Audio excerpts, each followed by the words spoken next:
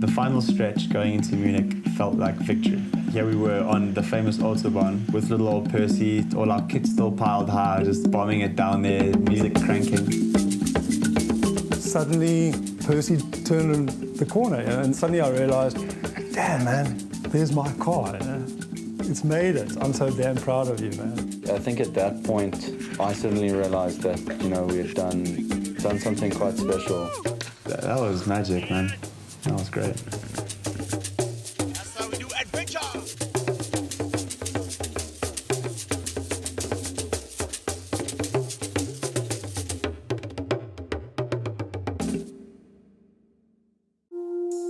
Mike's like a second father to me, and yeah, he's really helped out a lot.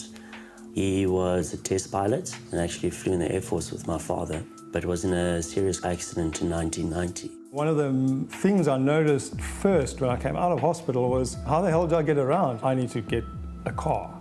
It was the thing, in a way, that gave me my freedom back more than anything else after my accident. Percy essentially provided Mike with the opportunity to regain his vigor for life.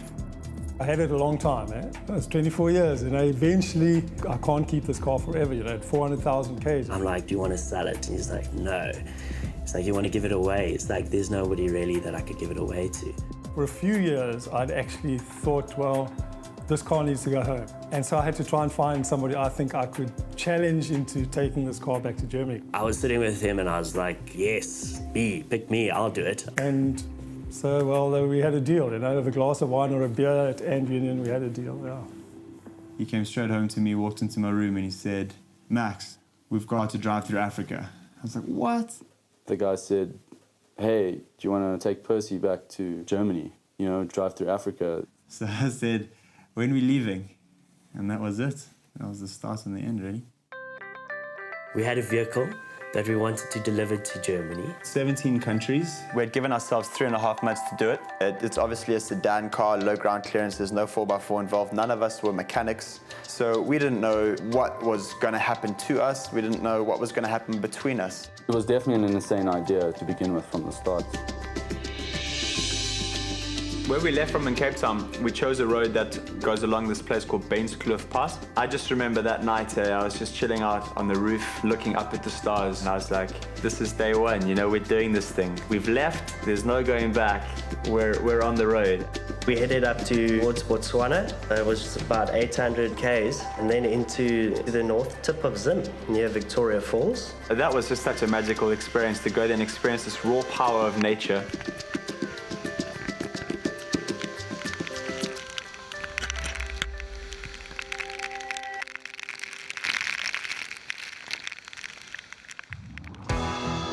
Zambia is quite a large country, and I think it took us 5 to 6 days to cross.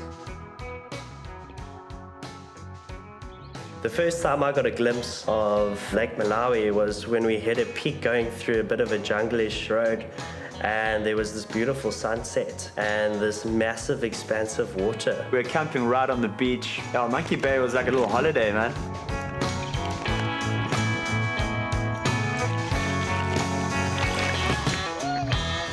Percy did fantastically. It just went and went and went and started every morning. It was extraordinary, actually. Giving Percy his name felt like the right thing to do. It wasn't just a car, it became a part of who we were. We wanted to be part of the crew. And in order to do that, you got to personify it. You got to give them, a name. It wasn't just the Beamer or the 318 or Mike's car. It was now Percy, and it was part of this journey. So it was, I think it was cool. It was a great thing to do.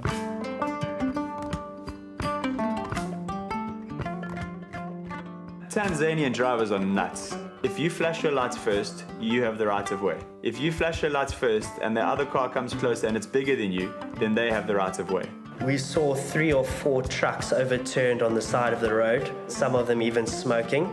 And I think the buses played a sadistic game. They'd actually overtake cars knowing that other cars would veer off because the buses are bigger, faster, and have got people in them. In Tanzania, we met a lot of Maasai, and we wanted them to teach us how to jump. There's a whole bunch of stuff that goes into it. It's really fun.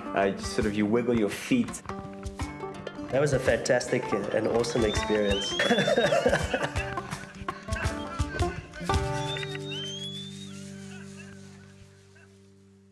It had been pretty much smooth sailing and fun all the way up until Nairobi. When we left Nairobi, the road from Marsabit onwards suddenly became incredibly rough. At that stage, I thought we had already entered into the Sahara Desert and the rest of the trip was going to be like this. So, Ian, what do you think about the road?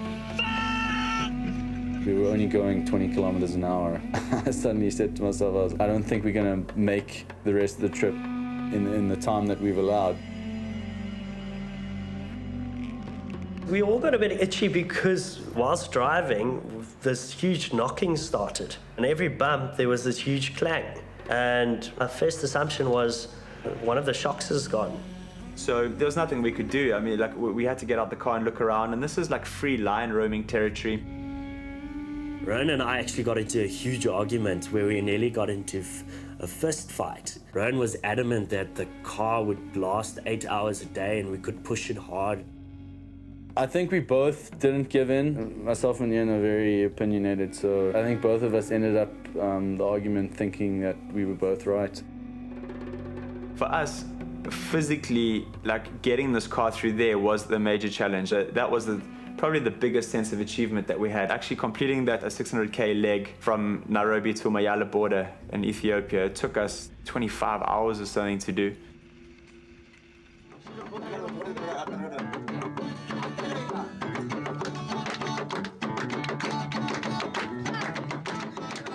Every day, the car definitely reminded me of Mike. He had a little metal connection at the bottom part of the car where his updated hand controls fitted in. And it always used to get really hot because it was near the gearbox. And when you're driving barefoot, you used to sometimes slip your foot onto this metal thing and you'd burn your foot and you'd be like, this is Mike's car. And we were busy taking it on a trip and you'd be like, what? What are we doing here?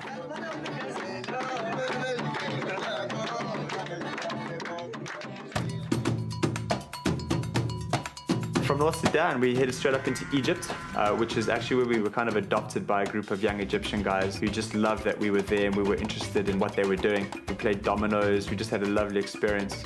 And from there, we went all the way up to Haifa, and then that's where we got the ferry over into Europe. Here we go, on foot. There was a massive sense of achievement having crossed Africa, and it was about 3 months into the trip, and the end of Africa signified that we were definitely in the final chapters of our story. We arrived in Greece sort of early July. From Greece we moved up into Macedonia. So from Macedonia we went up into Serbia and then into Hungary, and then the final leg, Austria to Germany, one day straight into Munich, boom.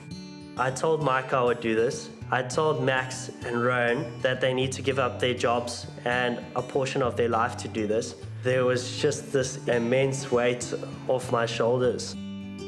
Suddenly I realized, damn it, these guys are actually going to get there. I flew the whole night to get here, and this car drove here in 3 months. I'm so damn proud of you, man. It's a pretty cool thing to see that car just arrive in a city on another continent that's 10,000 kilometers away from where it started, and it drove there every single kilometer. Hey guys, so here we are, we've made it to Munich. As you can see behind us, a little bit of BMW, here's Percy, and we got some big beards to show off. This is how it goes. We were originally planning to recycle the car, and they actually took us on a great tour through the recycling facility, and they did it with a BMW 1 Series. It was quite incredible to see. They've got a machine that essentially rips the engine and gearbox out of a car, and They dismantled this car in 15 minutes, where they actually gutted it like a fish. We all were just dumbstruck and quiet. Mike was there and we were all just looking at each other thinking, gee, we really actually don't want this to happen. No, not going to happen. I don't know what happened there, if someone saw us and just, or whatever, someone had an idea somewhere and they just came up to us and said, guys, we actually really like your car. Would you mind if we kept it in the museum instead of recycling it. Yeah, of course. For sure, man. Dude, that's where it's going to go. Yeah. I'm just so pleased that something done in a way so innocently as fun, can have an impact on people, Small things can become big things.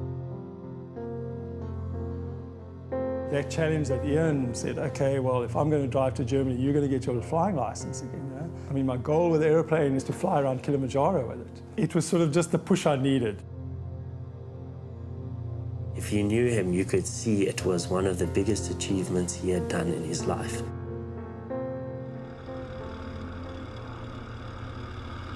And there it is, boom. Mike back in the air where he's meant to be. That's cool.